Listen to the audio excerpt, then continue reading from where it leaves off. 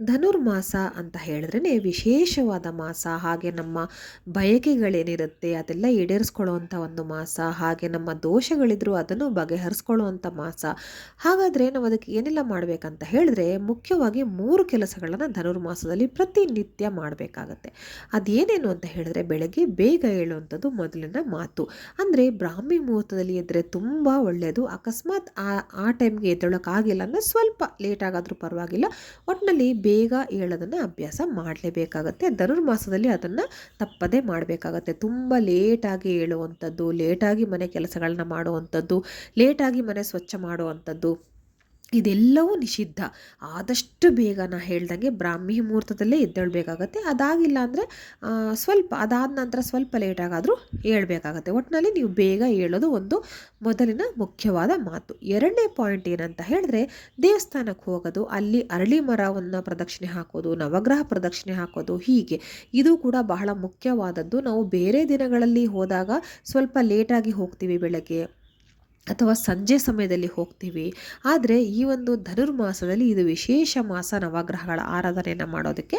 ಹಾಗಾಗಿ ಬೆಳಗ್ಗೆ ಬೇಗ ಎದ್ದು ಆ ನಂತರ ನೀವು ಸ್ನಾನ, ನಿಮ್ಮ ಏನಿರುತ್ತೆ ನಿತ್ಯ ಕರ್ಮಗಳನ್ನು ಮುಗಿಸಿ ಆ ನಂತರ ದೇವಸ್ಥಾನಕ್ಕೆ ಹೋಗಿ ಅಲ್ಲಿ ಅರಳಿ ಮರಗಳನ್ನು ಪ್ರದಕ್ಷಿಣೆ ಹಾಕೋದು, ಹಾಗೆ ನವಗ್ರಹ ಪ್ರದಕ್ಷಿಣೆ ಹಾಕೋದು ಮುಖ್ಯ. ಇನ್ನು 3ನೇ ಮುಖ್ಯವಾದ ವಿಷಯ ಅಂತ ಹೇಳಿದ್ರೆ, ದೇವಸ್ಥಾನಕ್ಕೆ ಹೋದಾಗ ನಾವು ಎಳ್ಳು ಬತ್ತಿಯನ್ನು ದೇವರಿಗೆ ಬೆಳಗೋದು ಅಥವಾ ದೇವರಿಗೆ ದೇವಸ್ಥಾನದಲ್ಲಿ ಹಚ್ಚಿ ಬರೋದು ತುಂಬಾ ಮುಖ್ಯವಾದ ವಿಷಯ. ನಮಗೆ ಏನು ಶನಿ ದೋಷ ಇರುತ್ತೆ ಅಥವಾ ಏನಾದರೂ ಬೇರೆ ಗ್ರಹಗತಿಗಳಲ್ಲಿ ದೋಷ ಇದ್ದಾಗ ಅದೆಲ್ಲವನ್ನು ಪರಿಹಾರ ಮಾಡಿಕೊಳ್ಳುವಂಥ ಒಂದು ಸುಸಮಯ ಅಂತಲೇ ಹೇಳಲಾಗುತ್ತೆ. ಹಾಗಾದರೆ ಎಳ್ಳು ಬತ್ತಿನ ಹೇಗೆ ಮಾಡೋದು, ಯಾವ ಸಮಯದಲ್ಲಿ ಅದನ್ನು ನೀವು ತಯಾರಿ ಮಾಡಿ ಇಟ್ಕೋಬೇಕಾಗತ್ತೆ, ಹಾಗೆ ಅದಕ್ಕೆ ಯಾವ ಎಣ್ಣೆನ ಉಪಯೋಗ ಮಾಡಬೇಕಾಗತ್ತೆ, ಹಾಗೆ ಅದರ ಎಷ್ಟು ಸಂಖ್ಯೆಯಲ್ಲಿ ಹಚ್ಚಬೇಕಾಗತ್ತೆ, ಯಾರು ಇದನ್ನು ಹಚ್ಚಬೇಕು, ಯಾರು ಹಚ್ಚಬಾರ್ದು, ಇದೆಲ್ಲದರ ಬಗ್ಗೆ ಪೂರ್ತಿ ವಿವರಣೆ ಈ ವಿಡಿಯೋದಲ್ಲಿ ನೀಡ್ತಾ ಇದ್ದೀನಿ. ದಯವಿಟ್ಟು ವಿಡಿಯೋನ ಎಲ್ಲೂ ಸ್ಕಿಪ್ ಮಾಡದೆ ಪೂರ್ತಿಯಾಗಿ ನೋಡ್ತಾ ಹೋಗಿ. ನಾನಾಗಲೇ ಹೇಳ್ದಂಗೆ ಎಳ್ಳು ಬತ್ತಿಯನ್ನು ಹಚ್ಚೋದ್ರಿಂದ ನಮ್ಮಲ್ಲಿ ಗ್ರಹಗತಿಗಳ ದೋಷ ಇದ್ದರೆ, ವಿಶೇಷವಾಗಿ ಶನಿ ದೋಷ ಇತ್ತು ನಮ್ಮ ಜಾತಕದಲ್ಲಿ ಅಂತ ಹೇಳಿದ್ರೆ, ಹಾಗೆ 7.5 ಯಾರಿಗೆ ನಡೀತಾ ಇರುತ್ತೆ ನೋಡಿ, ಅವರಿಗೆ ಸುಮಾರು ಸಮಸ್ಯೆಗಳನ್ನ ಎದುರಿಸಬೇಕಾಗಿ ಬರುತ್ತೆ. ಗೊತ್ತೋ ಗೊತ್ತಿಲ್ಲದೇನೋ ಅವ್ರ ಮೇಲೆ ಒಂದು ಅಪವಾದ ಬರ್ತಾ ಇರುತ್ತೆ, ಅವಮಾನಗಳಾಗ್ತಾ ಇರುತ್ತೆ, ದುಃಖ ಇರುತ್ತೆ, ಬಡತನ ಬರ್ತಾ ಇರುತ್ತೆ, ಹಣಕಾಸಿಗೆ ಸಮಸ್ಯೆ, ಹೀಗೆ ಏನೇನೋ ಬರ್ತಾ ಇರುತ್ತೆ. ಅವೆಲ್ಲವನ್ನು ತಕ್ಕ ಮಟ್ಟಿಗಾದರೂ ಪರಿಹಾರ ಮಾಡ್ಕೊಳ್ಬೋದು ಅಂತ ಹೇಳಿದ್ರೆ ಅದು ಹೇಗೆ ಅಂದರೆ ಎಳ್ಳು ಬತ್ತಿಯನ್ನು ಹಚ್ಚೋದ್ರಿಂದ. ಹಾಗಾದರೆ ಎಳ್ಳು ಬತ್ತಿಯನ್ನು ಯಾರು ಹಚ್ಚಬೇಕು, ಹೇಗೆ ಹಚ್ಚಬೇಕು ಅನ್ನೋದನ್ನು ನಾನಿಲ್ಲಿ ಹೇಳ್ತೀನಿ. ಎಳ್ಳು ಬತ್ತಿ ಹೇಗೆ ತಯಾರು ಮಾಡಬೇಕಂತ ಈಗ ನಾನು ತೋರಿಸ್ತಾ ಹೋಗ್ತೀನಿ. ನೋಡಿ, ಈ ರೀತಿ ಒಂದು ಲೈನಿಂಗ್ ಬಟ್ಟೆ ಥರ ಬರುತ್ತೆ, ಕಪ್ಪು ಬಣ್ಣದ ಬಟ್ಟೆ, ಇದನ್ನೇ ತಗೋಬೇಕು.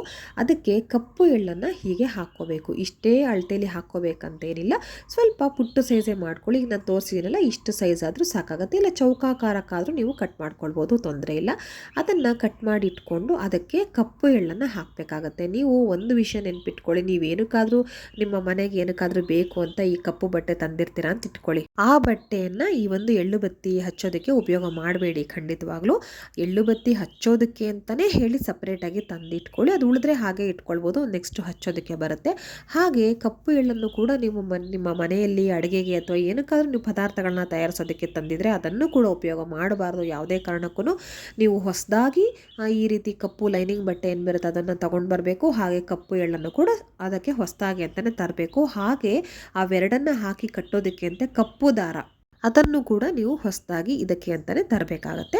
ನಿಮಗೆ ಪೂರ್ತಿ ದಾರದ ಉಂಡೆ ಏನು ತರ್ತೀರಾ ಅದು ಉಪಯೋಗ ಆಗಿಲ್ಲ ಅಂತ ಹೇಳಿದ್ರೆ, ಎಷ್ಟು ಬೇಕೋ ಅಷ್ಟು ಉಪಯೋಗಿಸಿ ಅದನ್ನು ದೇವ್ರ ಮನೆಯಲ್ಲೇ ಇಟ್ಕೊಳ್ಳಿ ಅಥವಾ ಸ್ವಚ್ಛವಾದ ಜಾಗದಲ್ಲಿ ಇಟ್ಕೊಳ್ಳಿ. ಮಡಿ ಮೈಲಿಗೆ ಎಲ್ಲ ಸ್ವಲ್ಪ ಅದಕ್ಕೆ ಬೇಕಾಗುತ್ತೆ, ಆಯಿತಾ. ಅದರಲ್ಲೂ ಶನಿ ದೇವರಿಗೆ ಮಾಡೋದ್ರಿಂದ ಇನ್ನೂ ಹೆಚ್ಚು ನಾವು ಮಡಿ ಮೈಲಿಗೆನ ಪಾಲಿಸಲೇಬೇಕಾಗುತ್ತೆ. ಸೊ ಹೀಗೆ ಹೊಸದಾಗಿ ತಂದಿರೋವಂಥ ಒಂದು ಬಟ್ಟೆ, ಕಪ್ಪು ಎಳ್ಳು, ಹಾಗೆ ಕಪ್ಪು ದಾರ, ಅದರಿಂದ ನೀವು ಅದನ್ನು ಗಂಟು ಹಾಕಿ ತಯಾರು ಮಾಡ್ಕೋಬೇಕಾಗತ್ತೆ.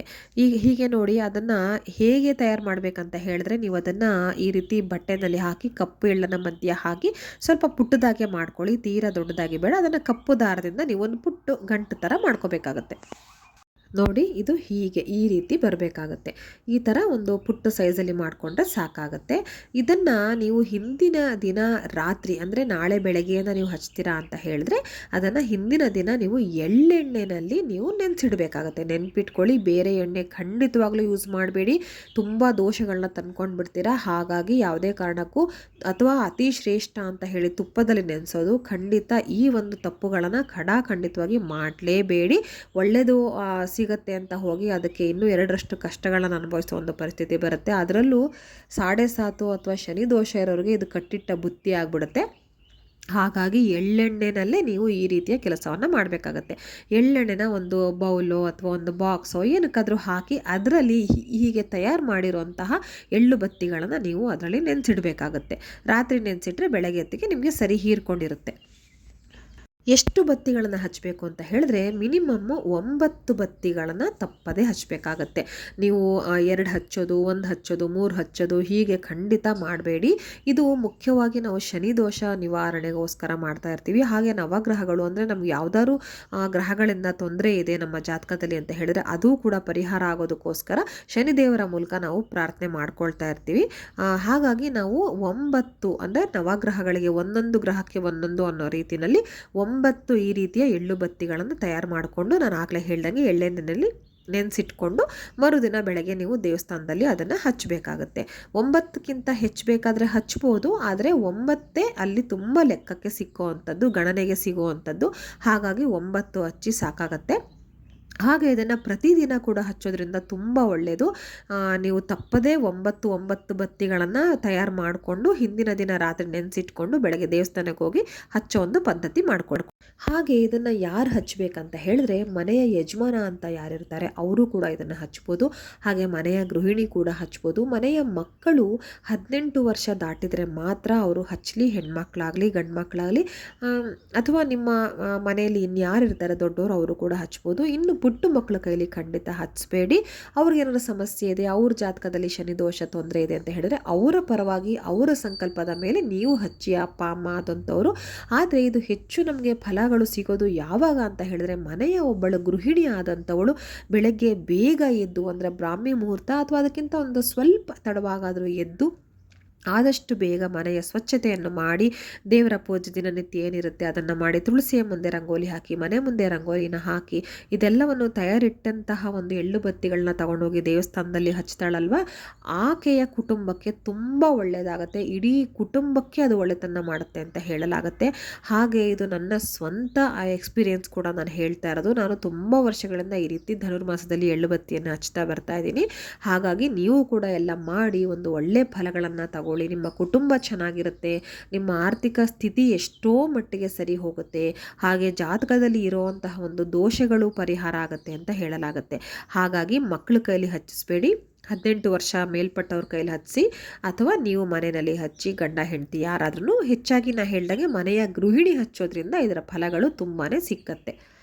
ಹಾಗೆ ಕೆಲವ್ರ ಪ್ರಶ್ನೆ, ದಿನವೂ ತಲೆ ಸ್ನಾನ ಮಾಡಿಕೊಂಡೇ ಹೋಗಿ ಹಚ್ಚಬೇಕಾ ಅಂತ. ಖಂಡಿತ ಆ ಥರ ಎಲ್ಲ ಏನೂ ಇಲ್ಲ. ನೀವು ಯಾವತ್ತಿನ ದಿನ ಶುರು ಮಾಡ್ತೀರಾ ಅಲ್ವಾ ಎಳ್ಳು ಬತ್ತಿನ ಹಚ್ಚೋದಕ್ಕೆ, ಉದಾಹರಣೆಗೆ ಇವತ್ತು ಶುರುವಾಗಿದೆ, ಇವತ್ತಿಂದ ಧನುರ್ಮಾಸ ಶುರುವಾಗಿದೆ, ಇವತ್ತಿನ ದಿನ ಒಂದು ಮಾಡ್ಕೋಬೇಕು. ಅಥವಾ ನೆಕ್ಸ್ಟು ಮಂಗಳವಾರ, ಶುಕ್ರವಾರ ಅಥವಾ ಶನಿವಾರ ಯಾವ ದಿನ ಆದರೂ ಪರವಾಗಿಲ್ಲ. ವಿಶೇಷವಾಗಿ ನೀವು ಶುಕ್ರವಾರ ಹೆಣ್ಮಕ್ಳಾದರೆ ಶುಕ್ರವಾರ ಶನಿವಾರ ಕೂಡ ಮಾಡಿಕೊಂಡು ಎಳ್ಳು ಬತ್ತಿನ ಹಚ್ಬಿಟ್ಟು ಬನ್ನಿ.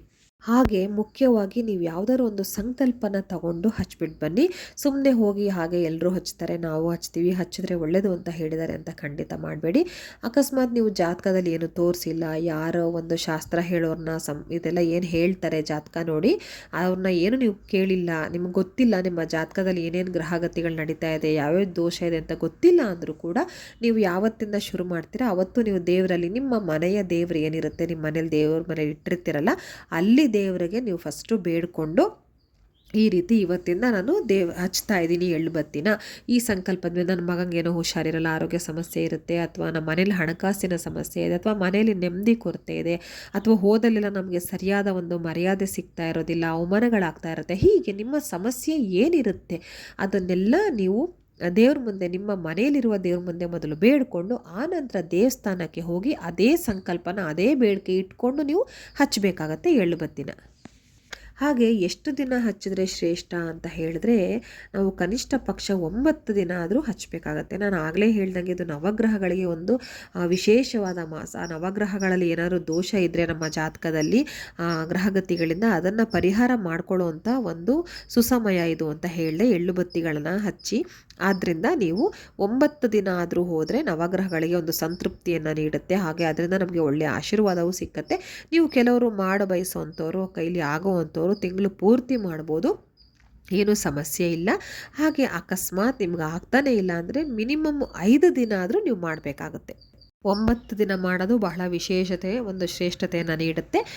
5 ದಿನ ಇನ್ನೇನು ಮಾಡೋಕ್ಕಾಗಲ್ಲ, ನಿಮ್ಮ ಕೈಲಿ ಆಗಲ್ಲ ಅಂತ ಅನ್ನೋರು ಪ್ರಯತ್ನಪಟ್ಟು ಮಾಡಿ 9 ದಿನ, ಅದಾಗಿಲ್ಲ ಅಂದರೆ 5 ದಿನ ಆದರೂ ಮಾಡಿ. ಸುಮ್ಮನೆ 1 ದಿನ ಹೋಗೋದು ನಿಲ್ಲಿಸೋದು, 2 ದಿನ ಹೋಗೋದು ನಿಲ್ಲಿಸೋದು ಖಂಡಿತ ಮಾಡಬೇಡಿ. ಫಸ್ಟ್ ನೀವು ಮೆಂಟಲಿ ಪ್ರಿಪೇರ್ ಆಗಿ, ಹೌದು ನಾನು ಮಾಡ್ತೀನಿ, ಬೆಳಗ್ಗೆ ಹೇಳ್ತೀನಿ, ಮಾಡಬೇಕು, ನನ್ನ ಕುಟುಂಬಕ್ಕೆ ಒಳ್ಳೆಯದಾಗಬೇಕು, ನನ್ನ ಗಂಡ ಮಕ್ಕಳು ಚೆನ್ನಾಗಿರಬೇಕು, ಈ ಥರದ್ದೆಲ್ಲ ನೀವು ವಿಷಯಗಳನ್ನ ತಲೆಯಲ್ಲಿ ಇಟ್ಕೊಂಡಾಗ ಖಂಡಿತ ಬೇಗ ಹೇಳ್ತೀರಿ, ಮನೆ ಸ್ವಚ್ಛ ಮಾಡ್ತೀರಿ, ಎಲ್ಲ ಕಾರ್ಯಗಳನ್ನು ಮುಗಿಸ್ತೀರಾ, ಆಮೇಲೆ ದೇವಸ್ಥಾನಕ್ಕೆ ಹೋಗ್ತೀರಾ, ಎಲ್ಲವೂ ಈಡೇರುತ್ತೆ, ಎಲ್ಲವೂ ಒಳ್ಳೆಯದಾಗತ್ತೆ. ಹಾಗಾಗಿ ಪ್ರತಿಯೊಬ್ಬ ಗೃಹಿಣಿಯೂ ಕೂಡ ಇದನ್ನು ಮಾಡಿ ನಾವು ಆದಷ್ಟು ನಮ್ಮ ಸಂಸ್ಕೃತಿಯನ್ನು ಬೆಳೆಸಬೇಕು, ಹಾಗೆ ನಮ್ಮ ಸಮಸ್ಯೆಗಳನ್ನು ದೂರ ಮಾಡ್ಕೋಬೇಕು.